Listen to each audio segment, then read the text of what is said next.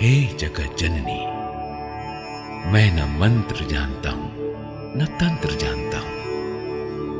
आह्वान, ध्यान और स्तुति कथा से भी मैं अज्ञान हूं।